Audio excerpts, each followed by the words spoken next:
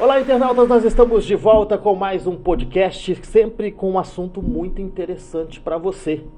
E eu tenho certeza que em qualquer lugar que você já passou nesse país, você viu alguém sendo filmado e a pessoa falou assim: não me filma não divulga porque senão eu vou te processar porque eu tenho direito de imagem. Mas será que tem direito de imagem mesmo, Dr. Faíde? Seja bem-vindo aqui ao G5 News, ao nosso bate-papo. Olá, boa noite a todos, bom dia, boa tarde, boa noite, internautas. Estamos aqui para esclarecer essas dúvidas aí, né, das pessoas, referente ao conflito do direito da liberdade de imprensa, né, com aí os direitos da personalidade jurídica, né, das pessoas. E não tem só a questão da liberdade de imprensa, que é o que nós vamos falar daqui a pouco, mas eu já quero começar com um assunto mais polêmico ainda, porque hoje em dia todo mundo praticamente é um jornalista ou, no mínimo, um cinegrafista, né? Porque todo mundo tem um celular na mão ali, filma tudo e todos. E tem gente que realmente não gosta disso, mas esses tempos atrás teve um caso, eu não sei se é do conhecimento do senhor, mas eu vou trazer ele aqui pra gente poder bater esse papo, que foi uma moradora de um condomínio que estava irritada com o seu vizinho de frente, da janela de frente, que estava andando de cueca para lá e para cá. E ela, do apartamento dela, filmou o vizinho dentro do apartamento dele.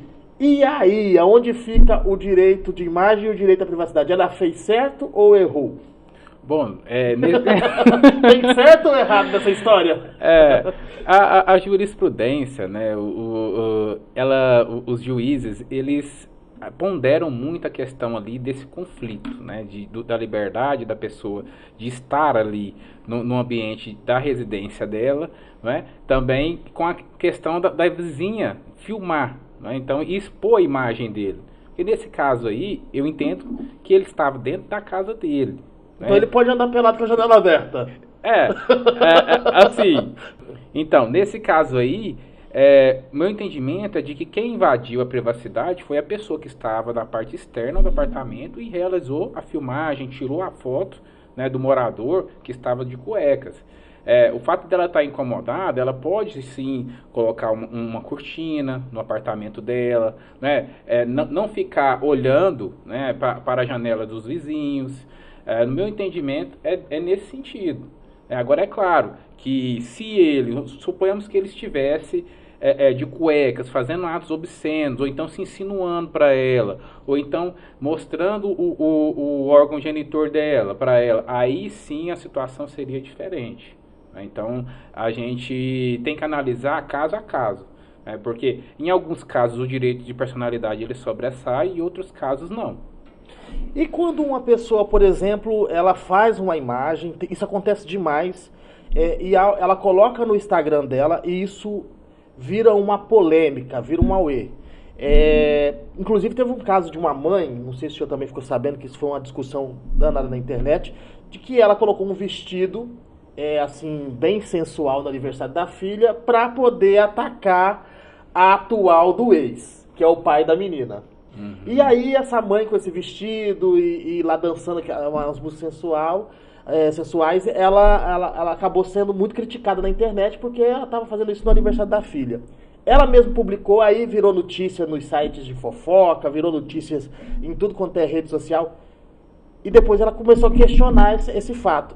Tem direito de imagem quando a própria pessoa posta algo que a prejudica e isso viraliza e a própria imprensa também publica?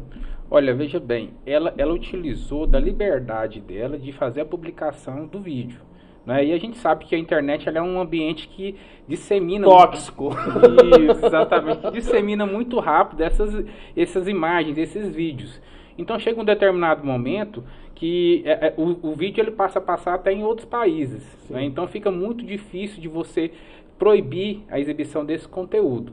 Como foi ela que veiculou essa imagem, ela que publicou na internet, então ela não pode questionar um jornal, um site que foi lá e fez o repost, né? Ele utilizou as imagens que ela disponibilizou publicamente e fez a matéria. Ela não pode alegar dano moral, ela não pode alegar que a reportagem quis atingi-la, não, porque simplesmente reproduziu o que ela publicou na internet, né? Então, nesse caso aí, ela não pode buscar a justiça para que seja reparado aí o dano moral, nesse caso. E nem aquela pessoa que, por exemplo, replicou esse vídeo criticando ela, por exemplo, também ela não pode, se ela souber quem ela, não pode também mencionar? Levando em consideração o texto que colocaram o texto, a legenda. Aí ela pode questionar isso, o que escreveram sobre ela? Olha, veja bem, cada um tem uma forma de pensar, né?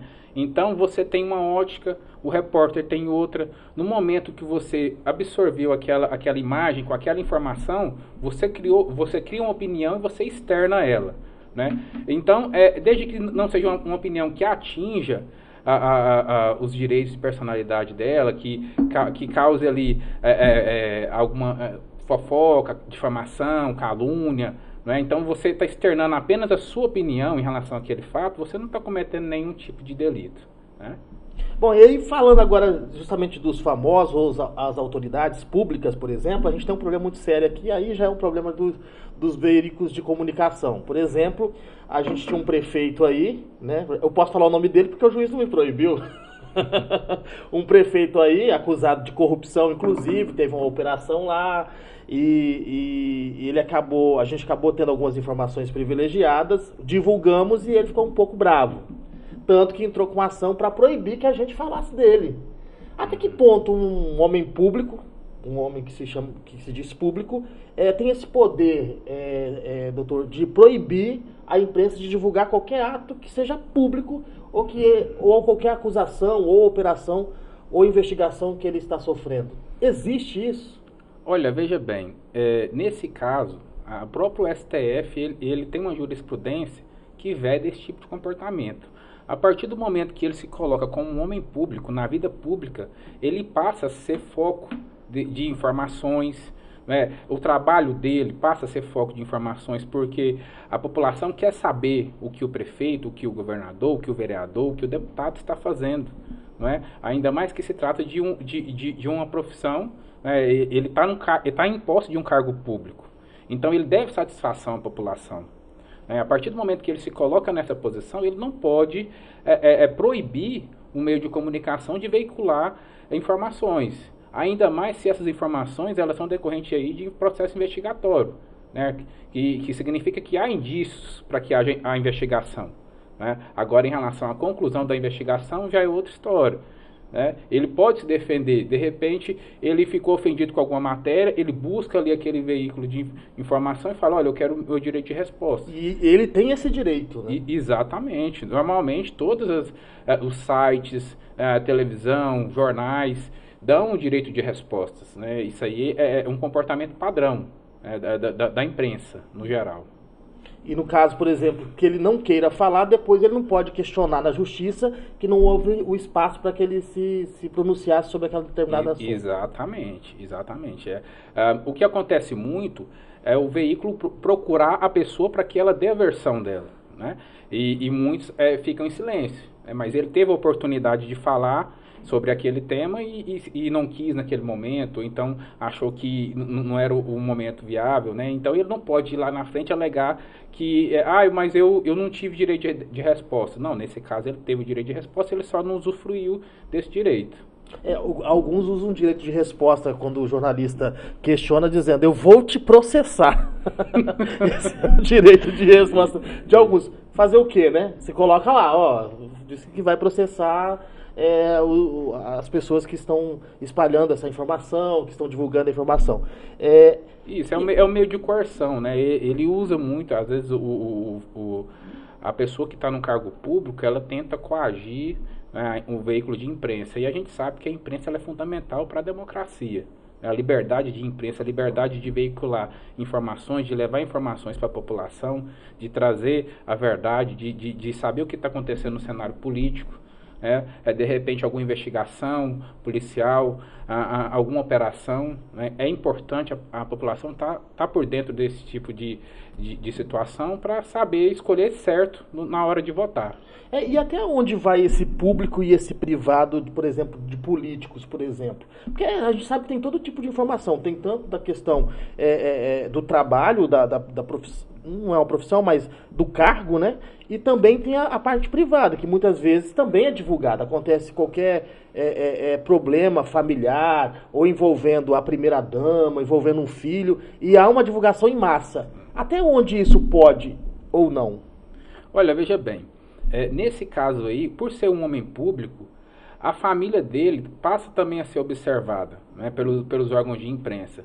Então, a partir do momento que é uma informação construtiva, que é uma informação que visa ali informar sobre algum fato que aconteceu na família, alguma coisa nesse sentido, que não denigra a imagem da família ou da pessoa que é objeto daquela reportagem, a imprensa não comete nenhum tipo de crime em simplesmente veicular aquela informação. Suponhamos aí que um determinado prefeito de uma cidade tem um filho que é envolvido aí num acidente de veículo. Estava bêbado. E o filho tinha ingerido álcool. Né? O fato de você, como imprensa, veicular essa... Filho de prefeito, bêbado, bate carro, atropela. Exatamente. Você está dizendo simplesmente a verdade dos fatos. Você, como jornalista, está exercendo a sua profissão, a sua liberdade de imprensa, o que é fundamental para a democracia. Né? Tem que haver equilíbrio nesses direitos fundamentais aí. Mas agora, aí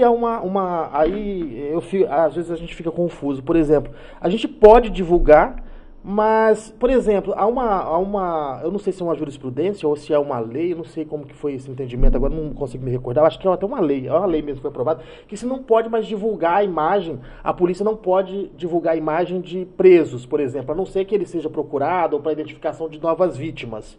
Se eu conseguiria falar isso pra gente, por que a gente pode mostrar o filho do prefeito que atropelou, por exemplo, uma pessoa bêbada ali naquele momento, e a polícia não pode divulgar a imagem, por exemplo, de um preso que cometeu um homicídio ou que agrediu uma mulher? O que acontece? Às vezes no processo investigatório, para a polícia, a veiculação da imagem do acusado pode prejudicar, né? E às vezes ele pode até ser inocentado. No decorrer do inquérito policial ele pode ser inocentado. Então, eu acredito que a lei, ela visando impedir esse tipo de situação, a questão também do linchamento público, né? A gente sabe aí que, por exemplo, digamos que o cidadão ele é acusado, né? A gente vê muito isso na internet, em grupos da internet. Então, veicula a imagem de uma pessoa. Tribunal da rede social, né? Isso, exatamente. Veicula a imagem da pessoa e aquela informação espalha, e quando você vê, a pessoa realmente não cometeu nenhum tipo de delito. Então, acredito que a lei ela veio nesse sentido, para impedir esse tipo de situações, né? Tem os pontos positivos e os pontos negativos. Por quê? Digamos aí que uma pessoa começa a cometer alguns crimes de estupro, né? E para identificar novas vítimas, a polícia divulga a imagem dela. E o resultado é o aparecimento de novas vítimas, né? Então, é importante também a veiculação da imagem da pessoa em algumas situações. Então, a jurisprudência, a lei, ela analisa caso a caso. Então, eu vejo muito assim, às vezes até pelo interesse assim de alguns setores da polícia ou por revolta, eles usam essa brecha na lei para poder divulgar algumas imagens, principalmente de pessoas, de vítimas de bandidos que assaltam, que roubam, porque é importante a população saber quem é o preso. Muitas vezes, mesmo em flagrante, a polícia não mostra. Prendeu o cara em flagrante, o cara é ladrão, é bandido, aí eles, dependendo quem não mostra, outros já mostram, entendeu? Há algo seletivo nessas prisões. Agora eu faço a pergunta para o seguinte: se eu, como imprensa, por exemplo, aconteceu um assalto aqui agora, eu cheguei nesse momento, no momento que a polícia está fazendo a prisão, eu posso mostrar o rosto desse bandido? Ou eu preciso pegar uma autorização da polícia para fazer isso? Se você está no ambiente público, né? Ele estava cometendo um delito. Você pegou o seu celular e começou a filmar... Qualquer cidadão. Isso, qualquer cidadão. Você pegou o seu celular e começou a filmar aquela situação, você não está condenando-o. Você apenas está filmando... Buscando fatos. Isso, buscando fatos. Né, o que está acontecendo naquele momento, o fato de a polícia ter capturado. Muitos meios de comunicações independentes fazem isso. Faz esse tipo de investigação. Né? É o que eu digo. Qual que é o risco disso? é a questão da condenação de uma pessoa que lá na frente ela pode ser inocentada. E é uma situação difícil, porque às vezes o cara está preso, como que você consegue localizar o advogado, o próprio acusado, né? Isso. Não consegue falar com ele. Exatamente. A lei, ela visa muito preservar a imagem durante a investigação, né? Até porque acaba contribuindo para que o delegado conclua o inquérito policial de forma que não prejudique em momento algum. Então, por exemplo, digamos que ele tem a imagem veiculada, né? E ele tem alguns comparsas, e os comparsas têm acesso àquela informação. Aí, o que vai acontecer? A fuga desses comparsas, né? Então, acredito aí que tem que ser analisado e a imprensa ela tem que estar a par disso, porque acaba prejudicando em determinado ponto o processo investigatório, né?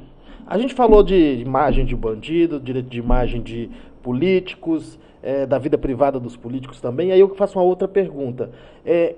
Pessoas públicas aí, não em cargos públicos, mas, por exemplo, famosos, atrizes, apresentadores, pessoas que são públicas, elas têm o mesmo tratamento que políticos? Por exemplo, tivemos o caso da Ana Hickman agora, que foi agredida, tá todo mundo falando aí nas redes sociais, e foi divulgado por um jornalista, né?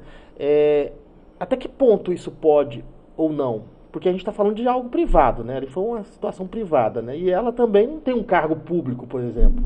Ela é uma apresentadora conhecida. Isso, exatamente.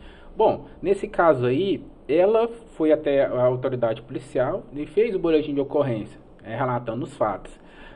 O repórter, em posse dessas informações públicas, né, que foram veiculadas ali no próprio boletim de ocorrência, ele foi buscando, né, foi fazendo a investigação, o processo investigatório, né, autônomo como repórter, e foi descobrindo fatos. E a própria Ana Hickman também chegou a confessar que teve essa situação, a questão do rompimento, né, do relacionamento.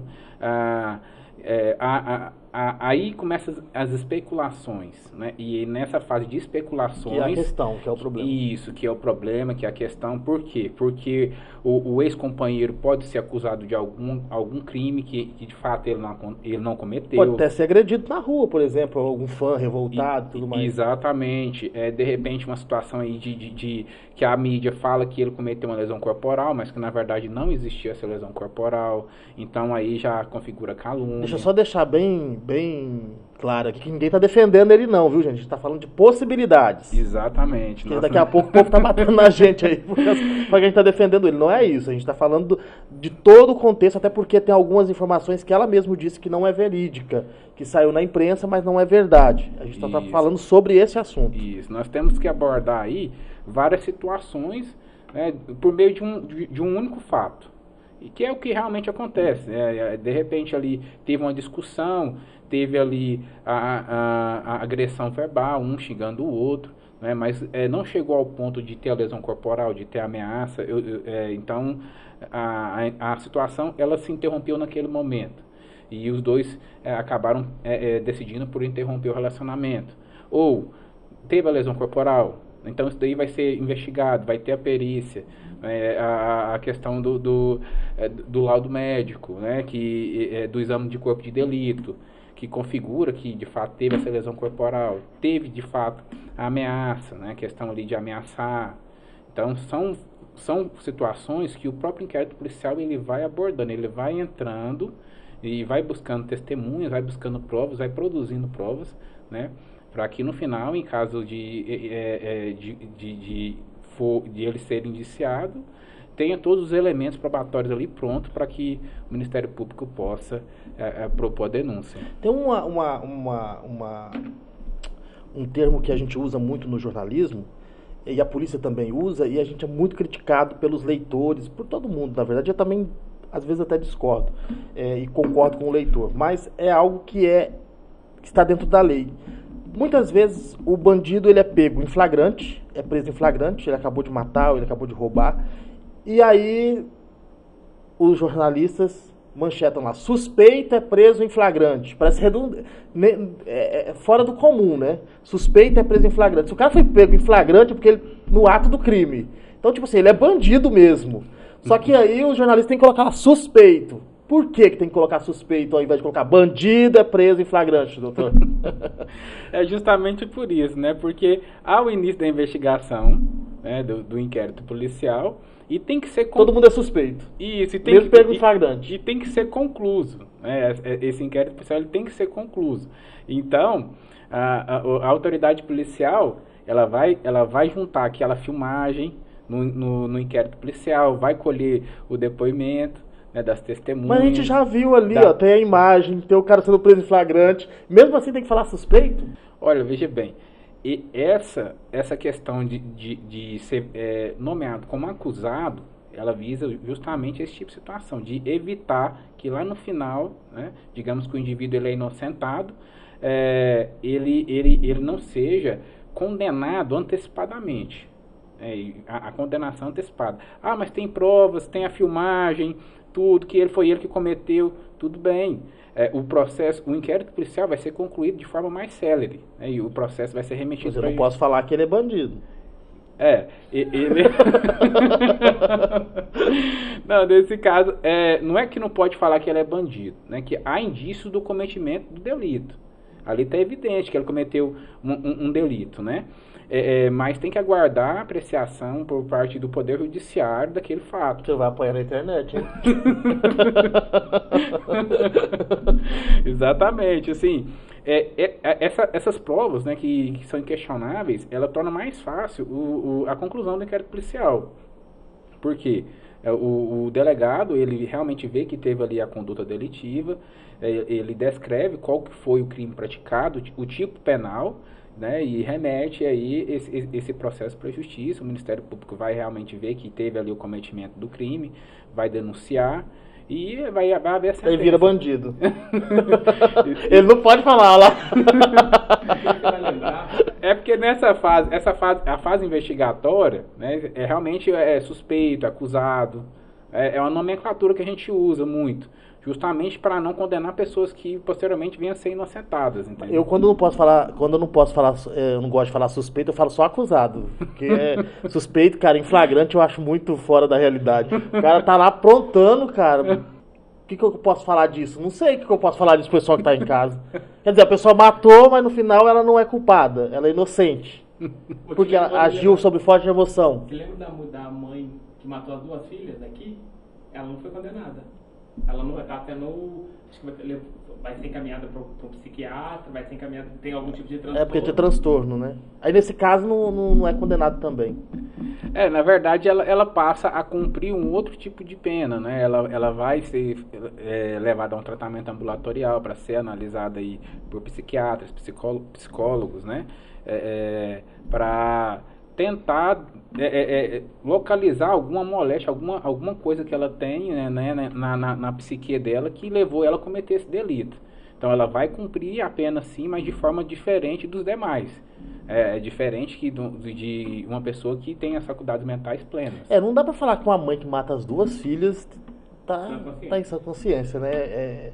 É um negócio complicado. Doutor, a gente tá chegando ao final da nossa entrevista, quase 30 minutos de conversa aqui. Eu quero pedir desculpa pelas brincadeiras, mas é bom para descontrair, o pessoal ficar inteirado com a gente aqui para um assunto ficar mais descontraído, porque é muito técnico isso, né? E muita gente não consegue entender e compreender. A gente que trabalha tem dificuldade de passar para as pessoas, né? Mas a gente faz um esforço, tem palavras um pouco complexas, né? Então a gente tenta... Termos que a gente não concorda que se use.